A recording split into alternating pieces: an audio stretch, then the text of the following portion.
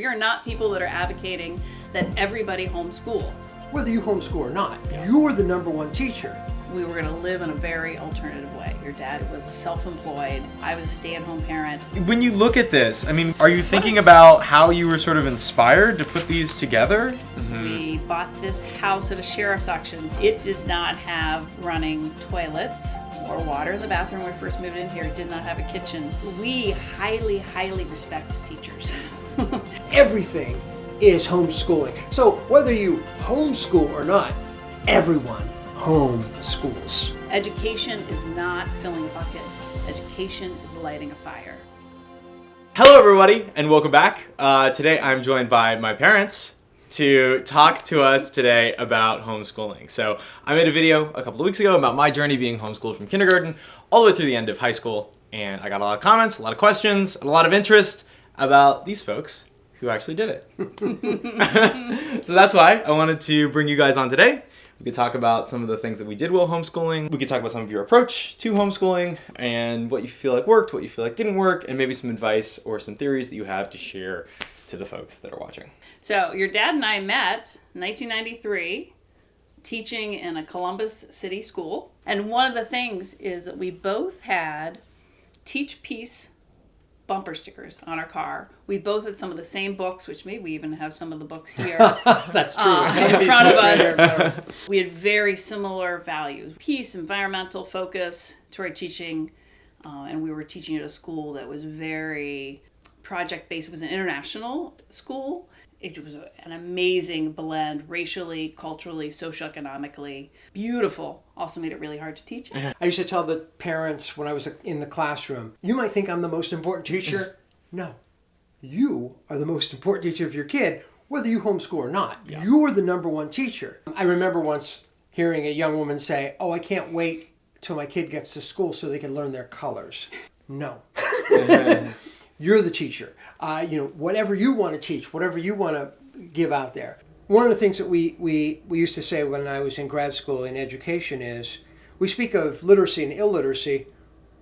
One of the biggest problems is illiteracy, A-L-I-T, where illiteracy meaning people who do know how to read but do not. We were talking about that, again, before the internet. Right. Mm-hmm. How much do kids see their parents reading today? Right.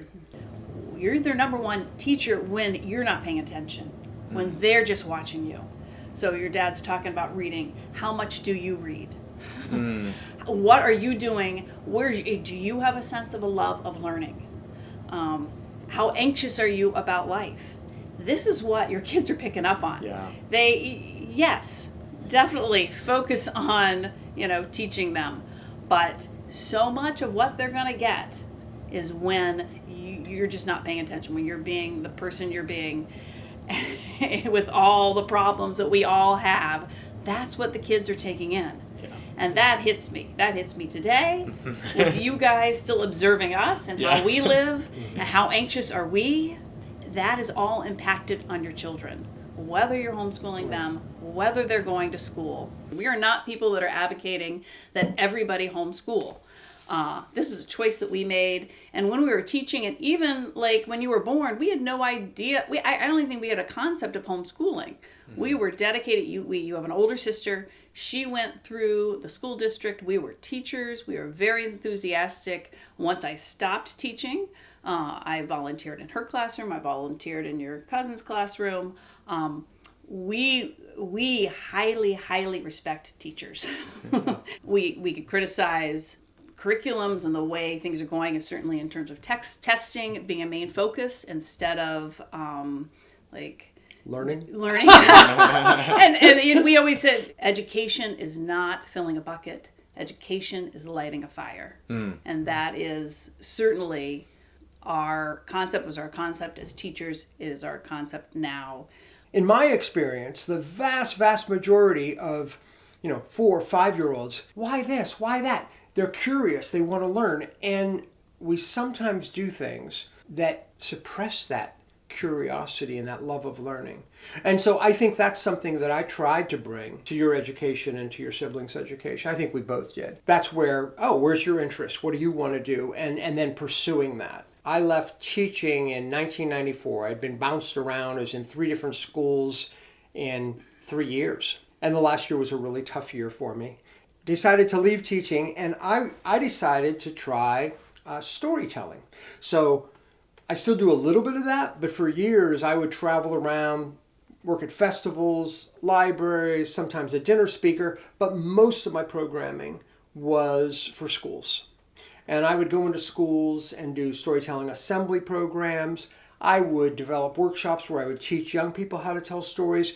I started doing writing workshops, which grew out of some of my teacher training, and then residencies and that sort of thing. I went into storytelling because I love stories. I love the sharing of stories. I like to read stories. I like to tell stories. I like to listen to stories. I would say that came through. So that was 1994 when I began the storytelling path. And it's about, 10 years later, right, we're starting kindergarten with you, right? How did you do this and work? Mm-hmm. And it would really be impossible to homeschool this way if you had 2 full-time working parents. And having 2 full-time working parents, even if your kids go to school, is really pretty stressful. Again, it gets political, right? Like, I don't know, I don't even know about what's on the internet, but trad wives or something, and people have these ideas of what a stay-at-home person is. And, from my early childhood, I knew I wanted to be a stay-at-home mom. That was just something that I knew. And I knew even as a teenager, there was so much talk that put down the work that was traditionally women's work, mm-hmm. Dishes and laundry and cleaning and childcare. And there are all sorts of ways to live, right? And we're all making all decisions all the time about how we're going to live. And your dad and I made decisions that we were going to live in a very alternative way. Your dad was self-employed. I was a stay-at-home parent. Mm-hmm. We bought this house at a sheriff's auction. People told us a storyteller and a homemaker could not buy a house. We were told. And we bought this house at a sheriff's auction. It did not have running toilets or water in the bathroom when we first moved in here. It did not have a kitchen. You were 1 year old. But we made choices that, like you said, we have one car, and mm-hmm. it's like way over 10 years old, 15 years old. You never had new clothes. We did not go out to dinner. We did home-cooked meals. One of the things that I feel like when we're talking about choices, we're talking about agency. Mm-hmm. Yeah. The ability to make decisions. My dad died before you were born, as you well know. And even before that, I said, well, once a month, I go up to visit my parents.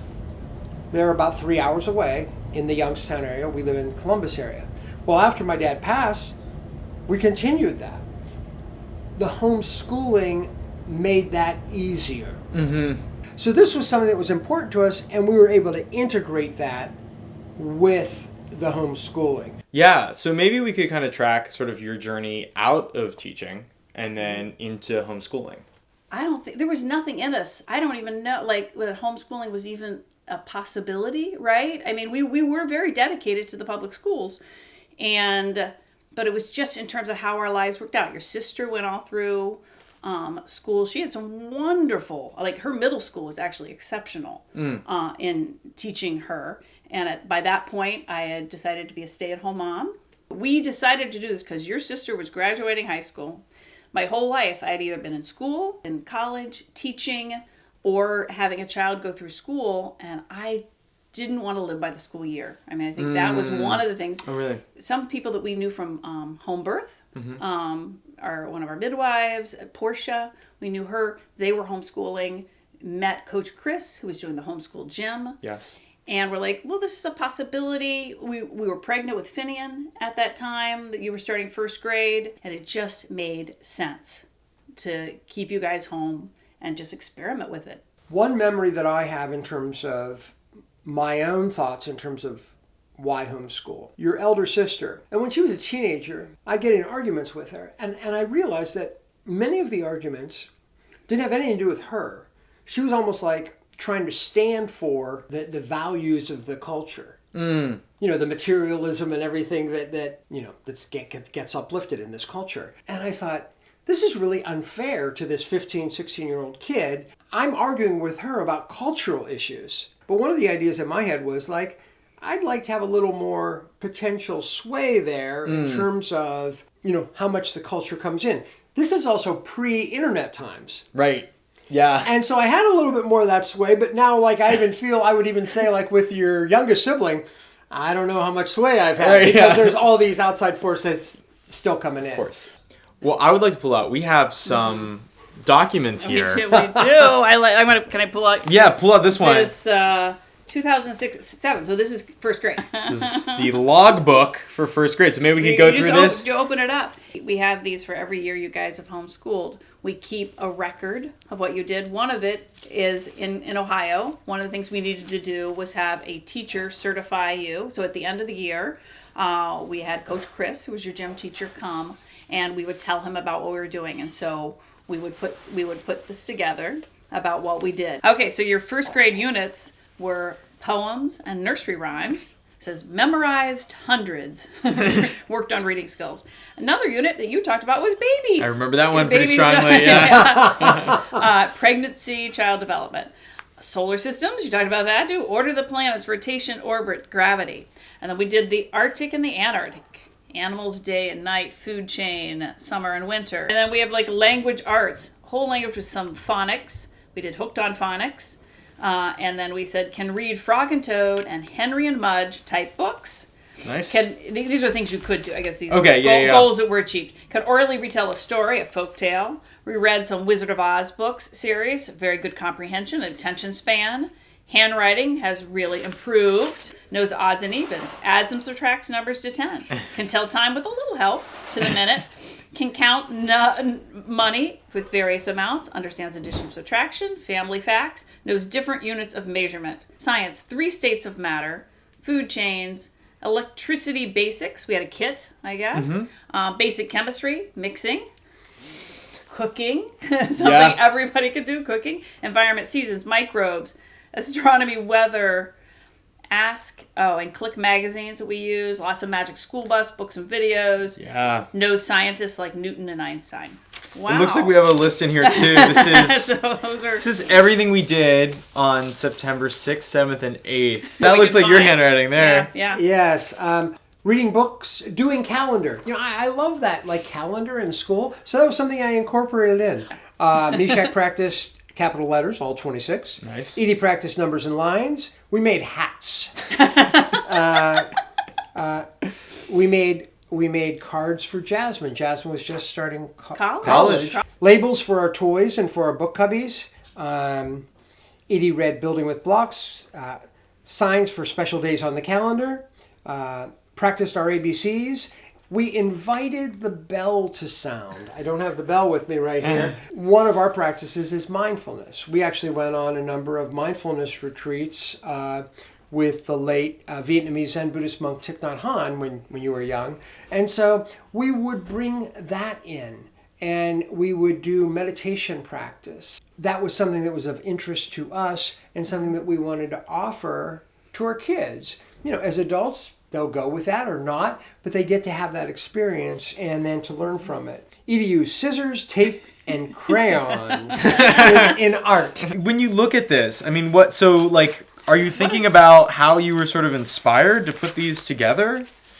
A lot of times we get very enthusiastic at the beginning of the year, and it was always very, very helpful to look at the end of the year about everything we had done. Because sometimes with the homeschooling, you go through day by day and you're like, what am I doing here, and you go back and you look at what you did. It was always so important. Daily schedule. Let's pull these ones out. Yeah. So our daily schedule, so this would be... Second grade? This is 2007 to 2008.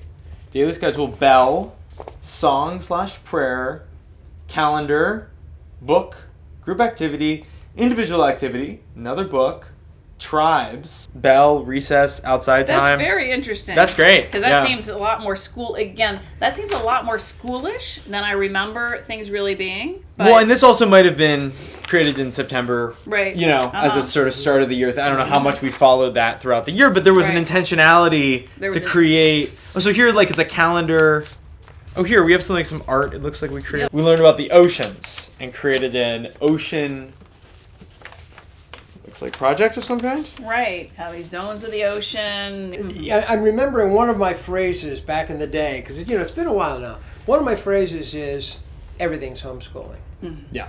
I don't know how many times I've said that. So You would say that to us growing up. Oh yeah. So we're going on sled riding. That's homeschooling.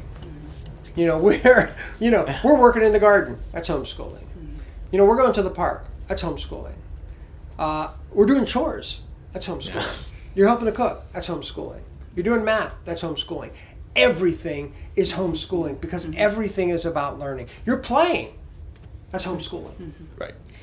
You're having quiet time by yourself. That's homeschooling. Everything, you're visiting your grandma. That's homeschooling. Yeah. Everything is homeschooling. Everything that you do at home, this gets back to what we were saying earlier in terms of you being the number one educator in your kids' lives. Everything is homeschooling. So whether you homeschool or not, everyone homeschools. Right. Because your home is a place of learning. What is this one? So this is like 2011? 2010, So it'd be my 11. 5th grade. Okay. So what I used to love too is the books that we did. So Michael's read the Wizard of Oz series. I've read I think 3 times the Little House on the Prairie series. Swiss Family Robinson, Anne of Green Gables. Oh, this is Mom's. Pollyanna, Farmer Boy, On the Banks of Plum Creek, By the Shores of Silver Lake, Tom Sawyer. I didn't even know those would be there, the Little House on the Prairie books. So those are the books that I read aloud to you. Dad, Pippi in the South Seas, Prince Caspian, From the Mixed Up Files of Mrs. Basil E. Frankweiler, Wharton's Christmas Eve Adventure, The Lion, the Witch, and the Wardrobe, The Scarecrow of Oz. But then Dad and I read The Island of the Blue Dolphins, Harry Potter and the Sorcerer's Stone, Children's Homer. Yeah. And Edie, he read Children's Folk and Fairy Tales, Welcome to Kit's World, the ones he read with Edie. Volunteering at Slate Run Farm.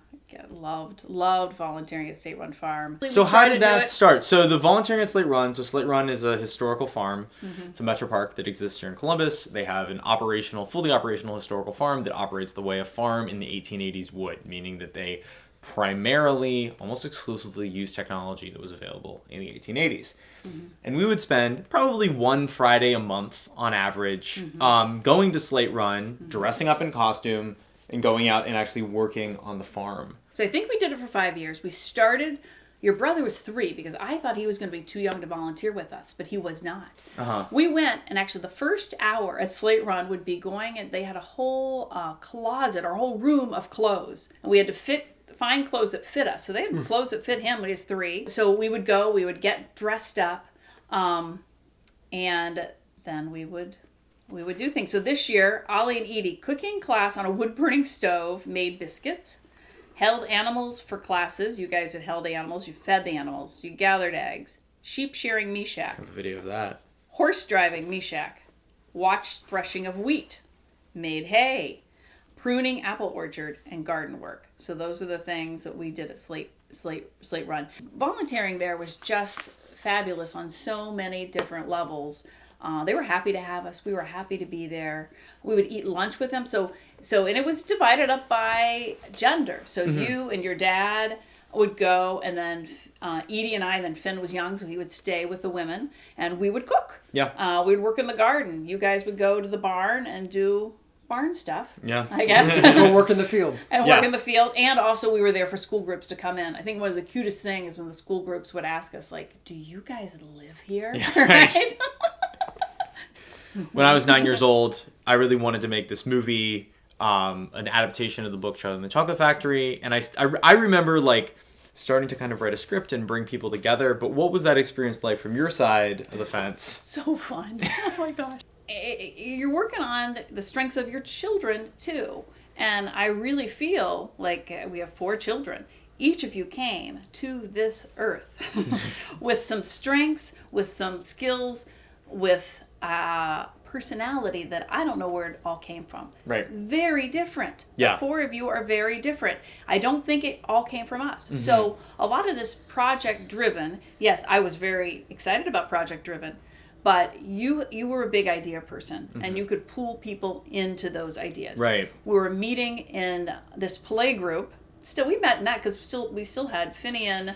Let's see, 2010. Finian's still, he's 4. Yeah. He's 3. He's 3 most of 2010. 3. So we're still meeting in this play group. Some of the people, kids were going to school. Some people were homeschooling with us. So you had these kids to draw from. Yes. To use in these films. I don't even know how it's. I know your filmmaking started way before that. Your filmmaking started with you doing the Lego animation. Yes.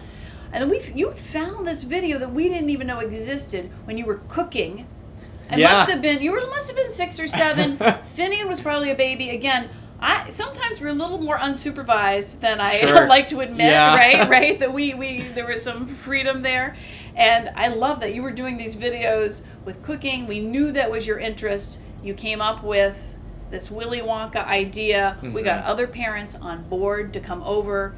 But it was thematic. It was everything coming together. You had to do art for that. Right. You had to do writing for that. You had to figure out getting along and getting together, costuming. You didn't have the option to say, oh, I'm just going to plop on in front of the TV. Right. You didn't have the option to just open up a laptop and sit and scroll. That literally was not allowed. Right, exactly. And I think that that's sort of key, and that's probably why so many of these things came out of it. One, in that they were, very much supported and seen as part of the education, but also that it was, there was almost a way in which you were, like, sort of stopping other things from happening, whether it was sort of more sedentary entertainment and pushing us, whether it was to read or to come up with what things we wanted to do on our own. One thing I want to talk about is quiet time. I was just going to say... I think quiet time is essential in this. So quiet time came up from necessity. So you were born, your sister was born less than 2 years later. So when your sister was still like a year old, you were done with naps. Your sister was not sleeping well. We were very bad sleep parents. All three of you, the younger ones, did not sleep very well. So I needed a nap during the day. And like, what am I going to do here? Because I couldn't get you to sleep. You're still little. Dad's off working. So I would put Edie down for a nap. And this was, again, just necessity. I pulled out a futon, a thin little futon, into the hallway. Put Edie down for a nap in our bedroom. Put you in your bedroom with books and toys and said, you need to stay in there. And I remember the first couple weeks, maybe months, that I would just keep kind of pushing you back into the bedroom. You go back. I'm laying there trying to sleep on the futon, Yeah. and pushing you back in the bedroom, and again in your mind you're like, what am I doing? But I have to sleep. I have to sleep, and it turned out to be a wonderful thing. Something that we still do with our grandkids when they're here. They have quiet time. Yeah. One, it's a time for you to be by yourself and to like have some solitary time, especially when you have siblings around. I think you just need the solitary time. And it's a time for you then just to create, because there are, again, no TVs, no computers. But it also, that's when, and I remember your dad and I discussing, you got a hold of this old video camera, right? And you started doing Lego animation. Is that really what we want him to be doing, right? Because then you were using technology, right, for part of your quiet time. But it was pretty creative. We can find some of those old videos, and you were making stories. So that wasn't allowed all the time, right? But that was one of the things. And I think you started filmmaking because we would not let you watch hardly any TV. Yeah. And so that's one of the, you started doing that, and we thought that was okay. But I like your dad said, I loved bringing people together, and it was just so fun to watch you do it. And in all the Willy Wonka, all the filmmaking stuff, and the Popeye's Pizza, I loved being the facilitator. Yeah. That is a role that I really feel comfortable in. We can go in later, like the camps for kids, and that your sister did these camps for kids after you, year after year. It was one of my favorite things to be able to watch her and the other medium-aged people Yeah. who were the leaders, and me and the other moms, usually me and one other mom, they're just kind of making sure it all went well, making sure everybody was safe. That was a highlight of parenting and homeschooling. So I remember just like really being obsessed with wanting to make a restaurant and build a restaurant out of our house. And I actually think there were years where I asked to make a restaurant and you said I was too young. And you were. And I was, because the first year that we did this for real, I was 10 years old. Right. And Edie was 8. And Edie was 8. That's too young. And we had another girl who was 9 and then a guy who was 11. And so it was 8, 9, 10, 11 were the 4 of us doing this. Mm-hmm. And I just remember pushing and pushing and pushing for it. And then finally you said we could do it this year. Right.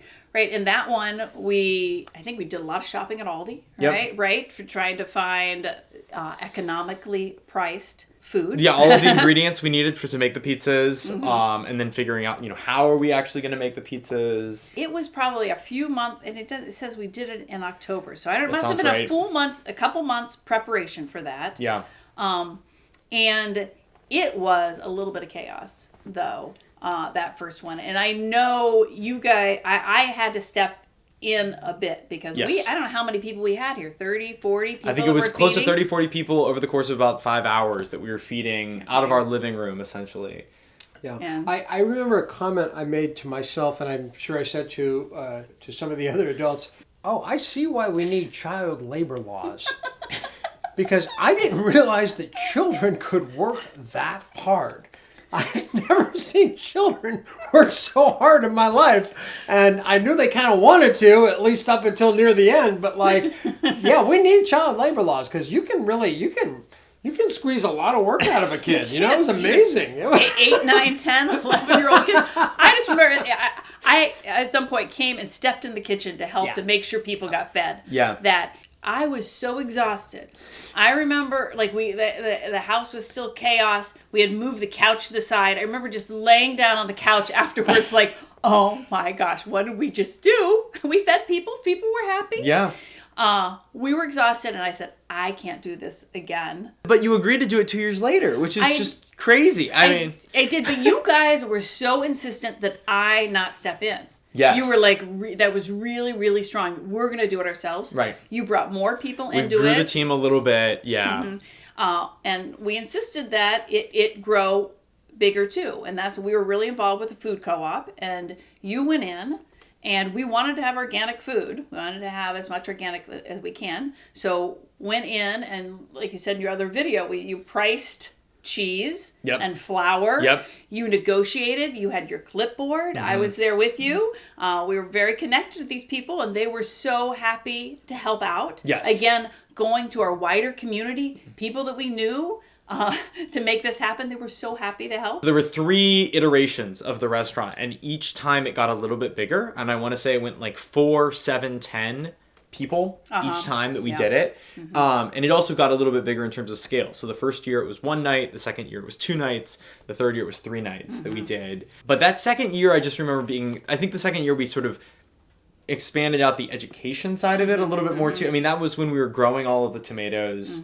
That was when we were we started, if you're growing tomatoes, you're starting in April or May planting seeds. It was a 6 month. That was a 6 month. No, we started. That was actually a really warm March. I think we have some pictures of you out on the front porch where it's like 80 degrees in March planting those seeds. Yeah. So you're planting seeds in March for a restaurant that's going to serve a pizza with tomato sauce in what month? October, September? Maybe I don't know. So just think about that in terms of what's going on with learning right there. Yeah. So, you could watch a video and say, oh, here's a seed and here's the plant that grows.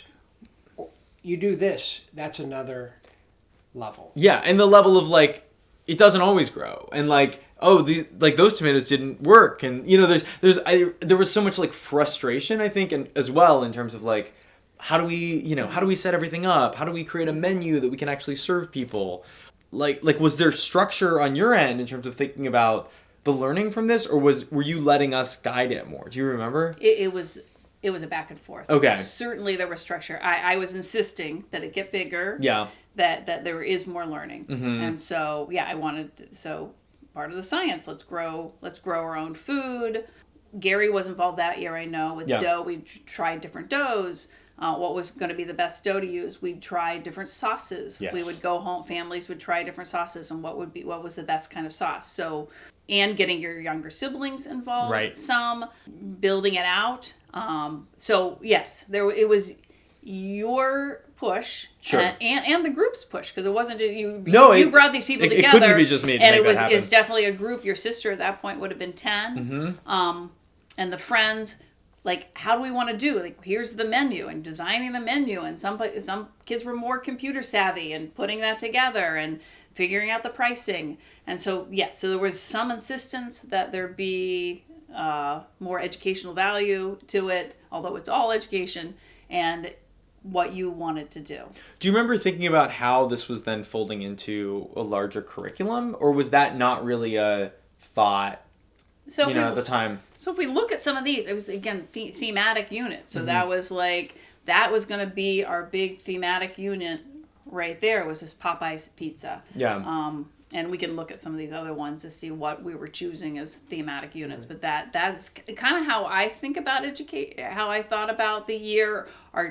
We're going to focus on this, and then how can we get math, science, social studies, social skills all into what we're studying about. So having some big projects, and then kind of figuring out the other more kind of traditional learning things that had to be learned, and kind of fitting those around. Yes, right. yes. And so that, you think about this. I mean, the growing, the food prep, the cleanup, the waiting tables, and learning how to do that. The cleanup afterwards. There's so much schooling in that, right? There's so much learning, and I think that one of the things that we were able to do was, you have these big projects, and there's so much learning going on with them, and then we can look at that, and then we're doing some other things traditional, like the Singapore math. I'm doing writing workshops with you guys, and then you can look and say, okay, here's also, here's the pupil performance objectives for 4th grade for the state of Ohio. Yeah. What haven't we covered? Right. Let me look right here. And so then we can look, and whatever is not covered, we can fill that in. Like what's not covered by those projects. What's not covered by those projects, we could fill in. So here's a book, Homeschooling. It's just one of the books, Homeschooling Year by Year, that we use some just to look and say, what's a standard curriculum? Are there things that we're really missing? And this is a book specifically about designing a homeschool curriculum from preschool through high school. Right. So we've looked at that. We have tons and tons of books here. And so the Papa's Pizza, the third year, was even bigger, 3 days. That year, one of the things I loved was we gleaned tomatoes. So how we got our tomatoes was we went out, and somebody knew somebody who had a tomato farm that they can't sell all the tomatoes that are imperfect and big. We went out one day, collected over 500 pounds of tomatoes. We didn't really quite know what we were getting into. We probably had like 15 people with us, different cars. I remember putting the tomatoes in boxes, putting them in people's trunks, the back of people's minivans, and then getting home. They had smashed together. Because the weight of tomatoes in something, the tomatoes on top smoosh the tomatoes on the bottom. So you can't pack. That's why you can't pack tomatoes in a barrel. That's maybe why they couldn't sell them all, and they were delicate, and they were big heirloom tomatoes. So the parents kind of separated all the tomatoes, and we had to all start making tomato sauce that Just night. processing tomatoes. 500 pounds of tomatoes. The reality of processing 500 pounds of tomatoes. Yeah, there's 3 or 4 households making big batches. Big batches that we then we put them in Ziploc bags and put them in the freezer. Yeah, I think just literally just putting tomatoes into food processors and blenders, making puree, and just gallon-sized bags of tomato sauce. It was that is the sauce we ended up then serving at the restaurant too. We did. That was something special from that year. Lessons in terms of food waste. Yeah. Right? And so this is also, so there's all sorts of little values coming in here, right? To be thinking about things too. So we have our books and things. This one I put all the field trips. This was in 2009. Yeah, so we did Museum of Biological Diversity, a special program, Orton Hall tour, OSU Greenhouse, creek stomping, Sunwatch Native American Village. We saw the Dalai Lama in Indianapolis. That was cool. Worked at Slate Run Farm. Did an Earth Day cleanup. Went to Hoover Dam. First Ladies Museum in Ohio. Richa, our friend, who's the archaeologist, did an Indus Valley and archaeology lessons. We went to Washington, D.C. that year, went to the Mint, Air and Space Museum, National Gallery, U.S. History Museum, Natural History Museum. Went to the Ohio State Fair, went to a COSI exhibit, the Titanic exhibit. Oh, we went to the National Storytelling Festival that we used to do every year when you were little. Yeah. Dad was a storyteller. I can't read my handwriting. Family something, Maryland. Family reunion. Family reunion in Maryland, yeah. Other special activities: homeschool gym, drama club, science club, ballroom dancing, volunteer slate run farms, working with your granddad to build a tree house. That's Yes. another thing. So again, bringing in the talents of other people. Your granddad is great at building. He came in and helped you guys build this tree house. And in terms of what other people can do, like people say, well, I don't know an archaeologist or a marine biologist. You don't need that. You know people that know how to cook, people that know how to fix a car, people that know how to build something, people that have other interests. Yeah. you know people. And if you don't, then you reach out and you start working on community to find those people that can be, you have family members. Well, and I think there's sort of this central philosophy, this tenet that you guys had of like that it all is learning, right? And so you were treating things that might classically be seen as just sort of extracurricular materials as core curricular materials. It's true. That is very true. That is exactly. Yeah. And you know, that same kind of thing, again, your sister's in school and prioritizing for her some of those after school things. Like I said, we went to all sorts of festivals and again hanging out with family and this intentional community group that we had with her. So again, it doesn't have to be And then just your homeschooling. younger sister, in terms of her interest in, even though homeschooled, able to connect with the local high school and take part in theater, take part, be on the track team, be on the soccer team, and get involved in activities. And so again, paying attention to where the kiddos' interests are or could be. I think the two things, if I want to say the two facets, beyond the math, reading, etc., are what are the kids' interests and what are my interests. So if I have an interest in woodworking, let's share that. Right, how much learning is there that can be done around woodworking? Oh my gosh, it's incredible. Right? And but whatever your topic is, you had an interest in puppetry. Yes. We found a puppetry guild. Turned out it was all adults. But you went. Yeah. And I went. I didn't have a great interest in puppetry, but I had an interest in my son, right? And so we would go and we learned about, we did puppet plays. We learned how to make puppets. We spent hours at that. Yeah. And it was awesome. So at some point, and we probably even have the date on here somewhere, we got the opportunity to do a radio show. And we happen to know someone who knew somebody who had a radio show on sort of a public radio station at that time, and he gave us like a 20-minute, 30-minute slot in his 3-hour show to do. I'm going to show this because this is called a web. This is something that we did with schooling that Michael, that your dad and I did, that we would here's WCRS, and these are all different ideas that you could have, and that's just kind of how we showed it. So this is the actual script that was read on broadcast. I think it said, changes to Talk of the Town with Dano host Dan Thomas. First 20 minutes are going to be dedicated to 3 youngsters doing a show called Kids Speak. They are Amelia, age 9, Meshach, age 9, Edithana, age 8. I will be their engineer and board operator for 20 minutes live. Right now they are writing their own scripts. Their parents have been looking over the children's scripts for content. This is a test to get more children involved with WCRS and specifically radio broadcasting.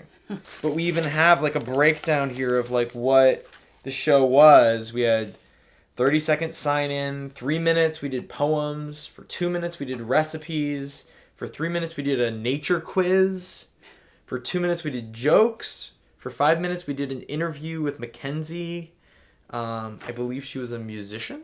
Yeah, another I think homeschool Mackenzie, kid a who was homeschool musician. Yeah. Yep. 1 minute we did weather, and then 30 seconds we did sign-offs, and then we had Mackenzie could play an extra song if we ran early. Yeah, April 21st. I mean, just so much stuff, and it was stuff like this that thinking about the amount of learning that has to go into actually creating a 20-minute radio broadcast when you're 9 years old. We had our favorite books we talked about. You interviewed an author. That's right, I remember that. Yeah, she was great. Recipes, yeah, if you're interested in. Yeah, so when I think about homeschooling, these are the kind of things that I remember. More, I mean, like, and obviously we did math and we did reading. Sure. And we did more of the classic stuff. We did history, but you know, it's stuff like this that when I talk about kind of what my experience was like growing up, it differs greatly from many of my peers. We had a big tree of life. Oh, do you want me to grab the... Yeah, do you have the thing? We had this big tree of life up on the wall probably for a decade. And these are all of the pixtures that represented the different categories. Oh, wow. So this is... That's the... This is animals. So this went up, it was actually on this wall. It was on this wall. There was the animals, and then on the opposite side you had plants. And then we had other ones. And then we have all the pictures there. I was trying to take them off. It didn't work. Yeah, lots of pictures. I wanted to show Oh, yeah, show that. So it's one of my favorite, Edie's Great Depression. This was one of the most precious things. 2011. So she is 9 years old here. And she was really interested in the American Girl. Like, she read the American Girl books, which are really good. Mm-hmm. You know, they're all about history. She read through them. And Kit was a girl in the Great Depression, and she read all those books. And your grandma, who lives here right now, upstairs, 95, grew up in the Great Depression. Yeah. A number of friends who have all passed since then, but Edie was able to interview them. 4 of them. Actually, I have a picture that I'm going to put on screen right now of that actual interview. So do you remember that day? Oh, yeah. And one of the things that was, just such a cool moment to be there with them and asking them all sorts of questions. Edie was the lead in that. And one of the things they said that really hit us, we asked them, what is the biggest change that you've experienced in your lifetime? So this was 2011. Was the biggest change? You remember what they said? I do. You do. So the biggest change is fear. And that really hit us. That certainly has stuck with me through the years. That same interview, at one point, one of the questions was, these 4 people grew up in Youngstown, Ohio, during the Great Depression. I said, do you think children are happier today than they were then? No. 4 voices at once. They were clear that they had happier childhoods. And Bob, passed now. Bob, I remember he said, we had fresh air and fresh fruit. What more do you need? But just such a great moment and an honoring of them. Mm-hmm. So there's that's another thing that happens. Whether you have a friend who has got skills as an auto mechanic or has skills as a carpenter, that if your kid has that interest, not only does your kid learn, but that person, that adult, gets to be honored. These are my humanities class, writing. These are all Uncle Tom's Cabin, how lovely. Frederick Douglass, my Antonia. Some of these co-op classes, there are co-ops all over, homeschooling co-ops that people are part of. We were part of some homeschooling co-ops. Oh my gosh, this is the best tree identification. That is wonderful. Portia. I think it was Portia. Nature classes. Yeah, there's just so much stuff. I mean, this is very rich. Very rich. There's so much. And I so appreciate you letting us have this opportunity to kind of talk about it, because it was a spectacular time. Yeah. It was a pretty magical time that it all kind of came together. That we had this community of people, that we have this big old house that could accommodate people being here and doing all sorts of activities, and making the priorities that this is what we wanted to do for that part of our lives. Yeah. And it was pretty special. This was fun for me. If it isn't fun for you, right? You send your kids to school. There are wonderful things that are happening in the schools. You can enrich what's happening. this was a joy. I loved being able to be there for your whole childhood. That Yeah. was, and still we got Finian here, your brother, Yeah. who is just wrapping up his senior year. And again, it looks very different than what you did. Your sisters looked very different than what you did. You all had, had some similarities, but very differences. And then your older sister, very much different going through the Yeah. schools. And that's okay. Right. It's okay for every child. You're going to need to be different with every single child that you have because they're different people. What do you value? And again, this is whether you're homeschooling or you're thinking about what you might do on a weekend or after school. What do you want for your kids? What do you want to enrich in them and think forward decades ahead? For us, curiosity, wonder, awe, a love of new ideas, a love of the arts, a love of books. Those things are part of our deep values. A sense of agency, a sense of choice. So thinking about those deeper questions and the way you're going to answer them, the way you're going to answer them, the way I'm going to answer them, they're all going to be different. But thinking about those questions for yourself and what can I do on a day-to-day basis? But we all have choices. We're all making choices. And I think a lot of times I see so many people around us that are living these frenetic lives and feel like they don't have a choice. They don't have any choices. One of the people we homeschooled with was a single mom. Mm-hmm. And how her and her daughter did this, we were part of, she had community people helping her and her daughter. They rented half a house. They shared a bedroom. They rented out the other 2 bedrooms. She worked part-time. And I don't think her daughter ever had her own bedroom. I don't know, in 18 years. Those are the choices they made. Other people aren't going to want to make those choices, but those are the choices she made. We've made all sorts of choices so that we could do this. Maybe you don't want to make those choices. That's fine. You don't have to homeschool. Right. Because, we're talking about the choices we've made over 30 plus years. And so if you're sitting in a very different position, that's going to sound totally overwhelming. But you can make some little choice for today or tomorrow. Like, oh, okay, tonight, let's read. This Saturday, let's go to the park. Or let's just do this one little activity. And don't minimize the value of those little decisions. Because I think that's, we've made a lot of decisions, a lot of little decisions going back for decades. And so you're seeing the accumulation of that. And not all the decisions obviously we made were good, but many of them were, at least for us. And so just thinking, okay, this week, what's one little decision? Or tomorrow or tonight, what's one little decision that moves me a little closer to where I want to be or with what I want to do with my kiddos? Thank you, sir. Yes.